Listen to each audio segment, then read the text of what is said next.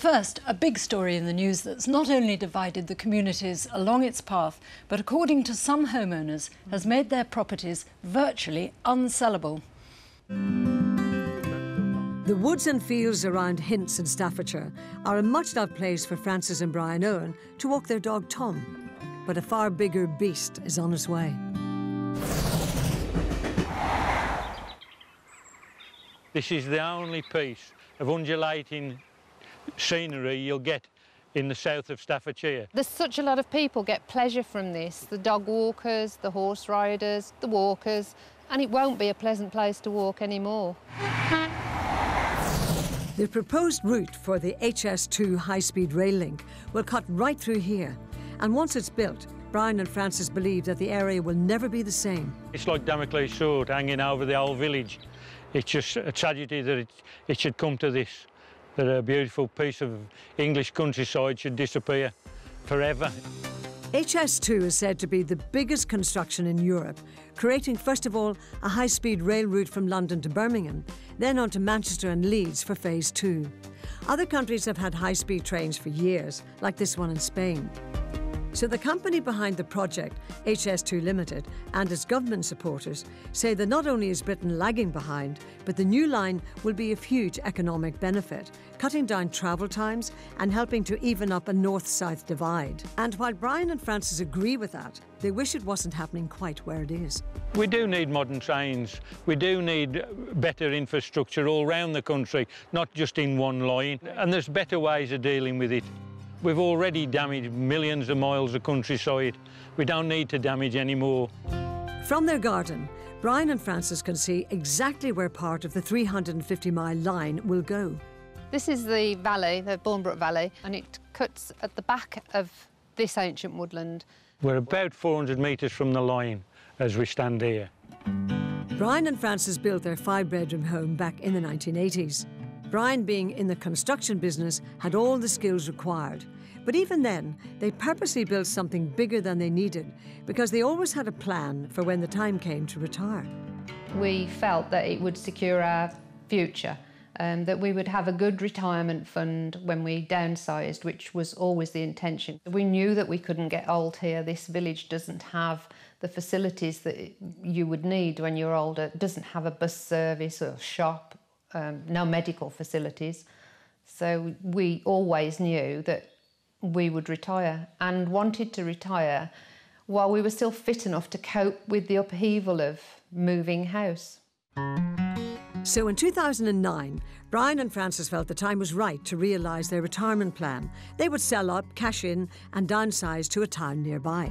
They quickly found a buyer, but after a few months he pulled out, and before they could find another, the news broke that, they say, made their plans hit the buffers. In March 2010, HS2 was announced, and the house has remained on the market for 3.5 years after that date, and during that time we have had just one viewing.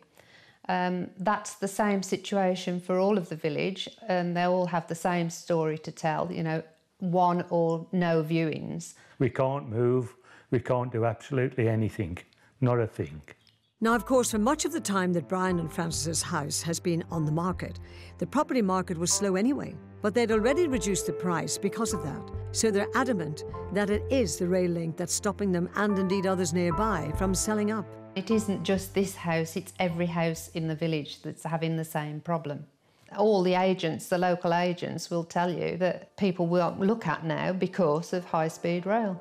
We did speak to a number of estate agents in the area along the HS2 route, and they confirmed that HS2 has had an impact on both the area's prices and on demand. It's even been reported that agents in affected areas are requesting an upfront fee before attempting to market houses that they think are unlikely to sell.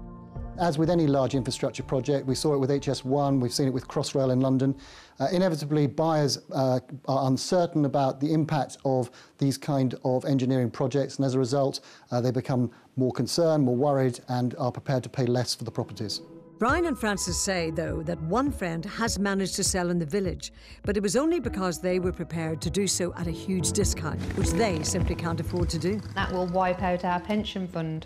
I didn't put much money into a big savings account. This is my big savings account.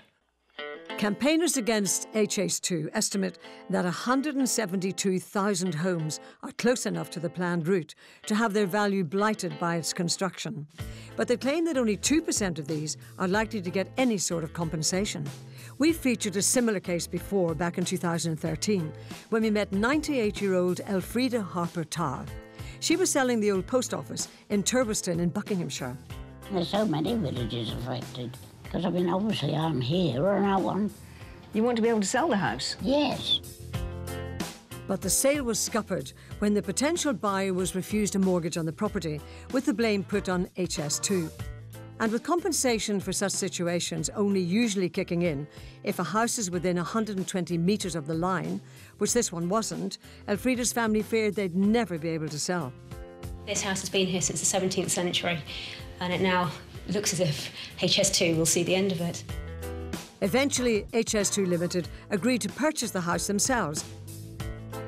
But Brian and Frances are frustrated that their situation doesn't look as if it's going to be resolved in the same way.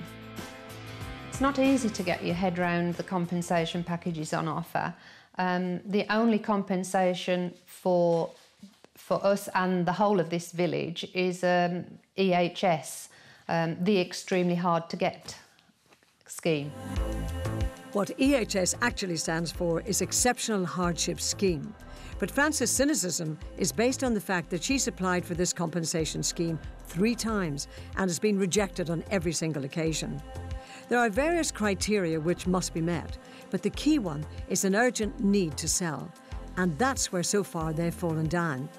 But several properties nearby, including in their own road, have been purchased by HS2 under its hardship scheme, leading Brian and Frances to wonder if there's always an entirely consistent approach. Some that we could see a good reason why they'd got it, but there are others that we couldn't see why they'd got EHS, that their need was any more than ours. Come on, Tom.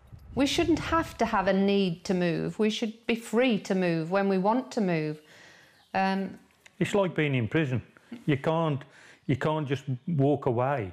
The couple just can't see why they should lose out because of something so outside their control. They become friends with others who say they're in the same boat. And although they're aware that some might call them NIMBYs, they're devastated that through no fault of their own, the assets they've built up for their final decades now seem to be worth so much less. Well, the Department of Transport and HS2 Limited didn't comment specifically on Frances and Brian's case, but told us that HS2 is an exceptional scheme that justifies exceptional support for people living near the line. And their compensation and assistance schemes do go well beyond legal requirements. And they've reiterated that they have purchased properties at their full unblighted market value. And this week, they have appointed a brand new residents commissioner to make sure that those affected really can get the information that they need. Gloria. I can hear a lot of people saying not before time, but with me is property expert Henry Pryor. So thank you for joining us, Henry. Pleasure. I mean, I can understand the fury in the area because if you bought your house and fair and square, you've enjoyed living there, and as with our couple's case, they wanted to retire anyway, long before the high-speed line was going through. You can see and sense their frustration, can't you? Well, absolutely. I mean, blight, which is this is a classic case of an infrastructure project that is coming in for the benefit of the many, but clearly at the expense of the few, is one of those ghastly stories and tragic stories which is highlighted just so well by the package we've just seen. So with HS, with the line and with fracking and property prices not being up to speed, what's your advice in terms of people, say, who are buying in roughly that area?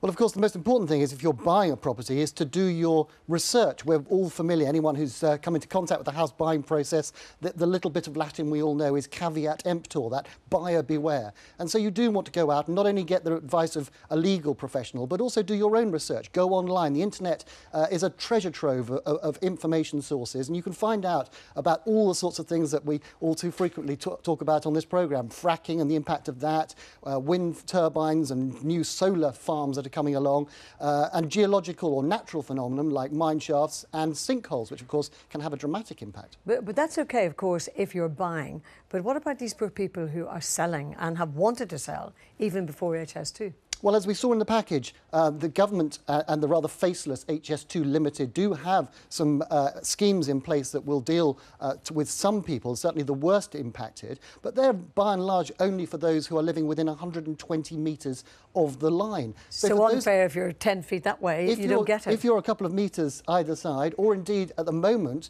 with the uncertainty that the line brings, and these projects are all about uncertainty, it's that causes the biggest impact, and it's that for which most people, sadly, have very little recourse. So the new scheme then is need to sell, and a new commissioner in place to maybe try and help some people in that area. Henry, thank you very much indeed for clarifying that. Thank you.